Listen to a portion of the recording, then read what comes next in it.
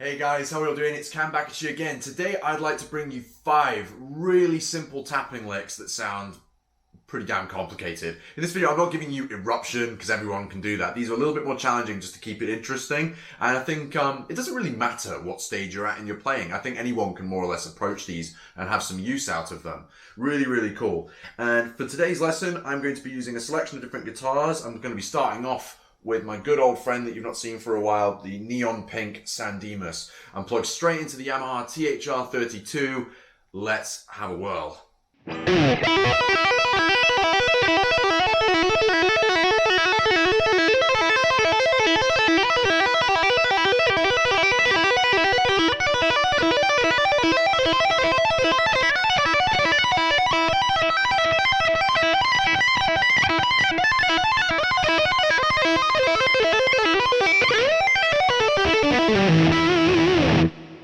So pattern number 1 is really easy. You start off with an open high E string in this case for the example. 3, hammer on, 7, 12, then back down.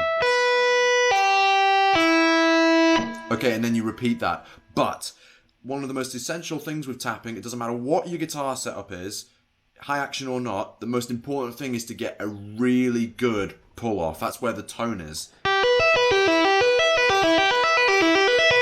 Then once you're comfortable with it, turn it into an exercise. Really speed it up and keep it challenging.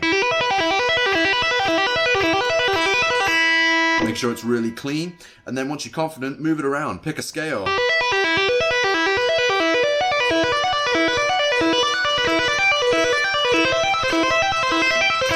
In that case, I'm just picking E minor, which pretty much involves following the dot inlays in this case. But also, you get a bonus lick out of it. If you move it down to the A string and play the same fret numbers, you get this.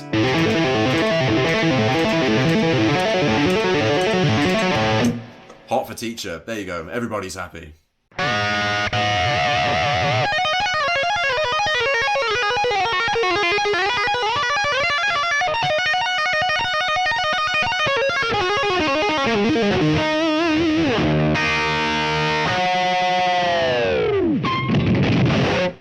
Okay, so this one's really simple as well, except it's led by whatever finger you're using to hammer on with, as opposed to it being your tapping hand. This one starts off in E minor once again, but I'm tuned down half a step, so just put your fingers in the same place if you're on a standard tuned guitar and then follow along.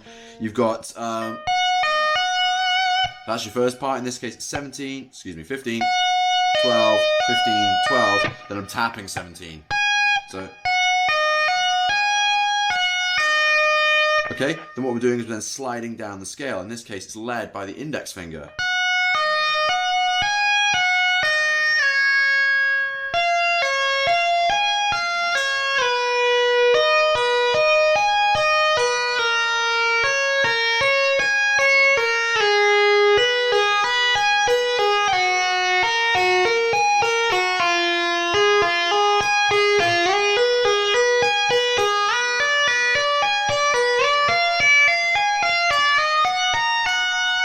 Okay, see how it went up the diminished scale there when I came back down, and then I'm back at E minor again, but I've changed it to the pentatonic. Same position here as the start, but then we moved up to 17 here. Then I'm going.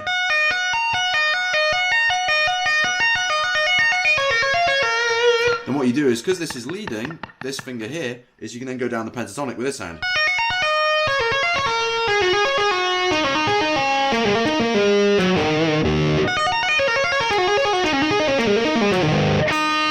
Definitely worth it. Try it out. I hate to break the flow of the lesson, but I'd like to bring a message from our sponsors, DistroKid. I don't normally do sponsored videos like this, but I'd like to promote a service that I've been using for a long time. It's really good. Since I started the band Late Domain, I've been putting singles out, and it's been the easiest thing in the world. DistroKid is a music distribution service, hence the name, and it makes it really easy to put all of your music on the streaming platforms. It's really easy, as I say. It's just as easy as uploading a video to YouTube or Facebook or wherever. It's literally that simple. And in this case, during the pandemic, I've been collaborating with other musicians on the side for various singles and other different projects all around the world. It's been really cool. And what's so good is, since I'm already signed up to it, it involves a brilliant feature called Teams. And whether you're a collaborator or the artist with the project, it's super easy to use. You can have unlimited collaborators on all of your projects. You can adjust each split accordingly, and you can change that at any time, which is awesome. There's a full list of the perks in the description box below. But one of my favorite features for it is if you have, because this applied to me, if you hadn't joined DistroKid yet, but you collaborated with someone who was already on it, you can then join the service. DistroKid keep a hold of the money for you, but once you've joined, you get every penny of it, which I think is really, really cool. And not only that as well, DistroKid never take a cut. It's 100% all the royalties go to the artist. If you'd like to sign up, there is a discount code through me where you can click a link in the description box below and you get 7% discount off your first year's membership. It's a great service. What can I say? I wouldn't be saying this if it wasn't. Thank you very much. On with the lesson.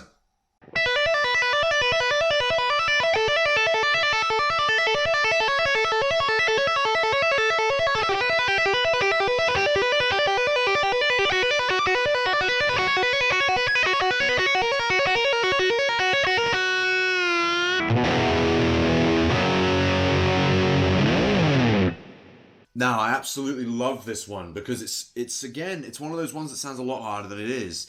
And this one's kind of like an extended version, a two-handed version of this famous legato pattern we all like. That kind of idea.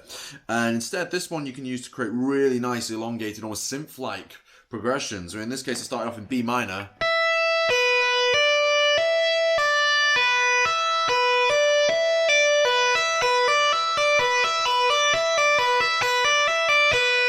So the way it starts off, you've got 12, 7, 10, 12, 10, 7.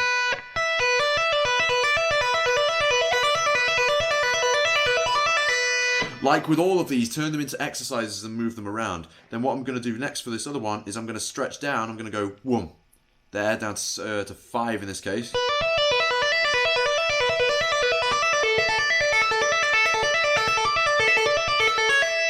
Then the little finger slightly catches up, it goes to 9. So you form an A major triad in effect. Then I'll do the same thing, I go down to E minor, keeping it at 12 here. Go down to 2, and you've got 2 and 7. Crazy stretch.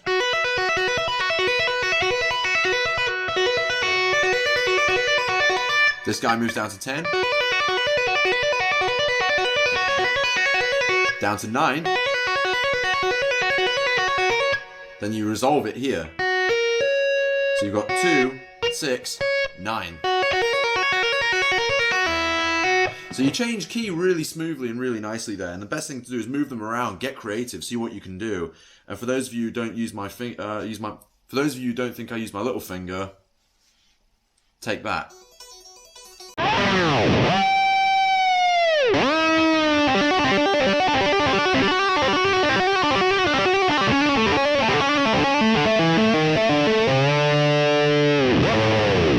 Now, we couldn't not come across some Van Halen inspired stuff at some point, if the rest of it wasn't already. This one's sort of derived from Spanish Fly, but it has what's known as a sting, apparently, a technique robbed from bass players, but we're doing it with this hand. And this one is you've got, if you take this initial pattern, G string here, 7, 12, pull off, 5, open.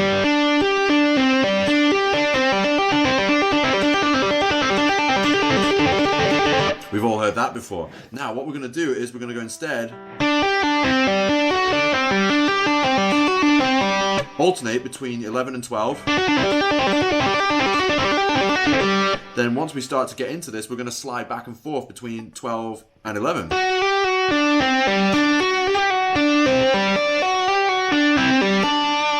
To make it easier, make sure this has made contact with the string before you do your slide.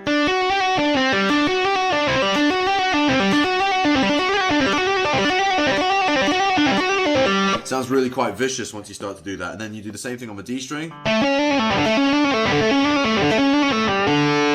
ending it with that Van Halen style pedal.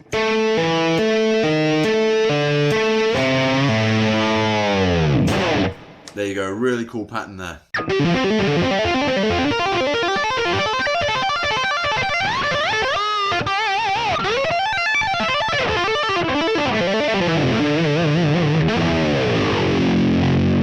A lot of you guys probably saw this one and thought, oh man, this is impossible. But the idea behind this one, again, is really simple. You're getting two patterns in one here, so it's a bit of a bonus. You've got, in this first instance, really sort of Van Halen style tapping run, leading with the tapping finger. I'm outlining with the fretting hand the D minor pentatonic scale.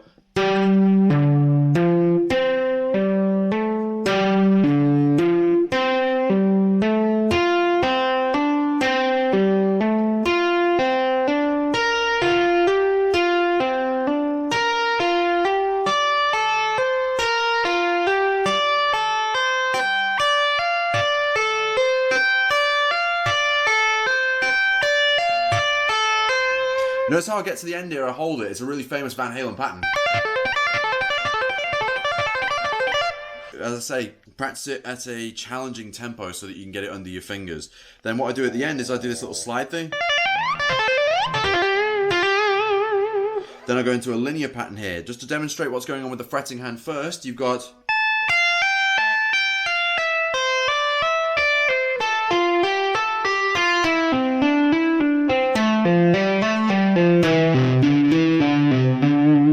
Really simple. Then all I'm doing is adding on a tap note here. In this case, it is. In this case, it's the root note in effect. In this case, 22 on the high E, and then I'm mirroring that shape when I go down the octave. So you're.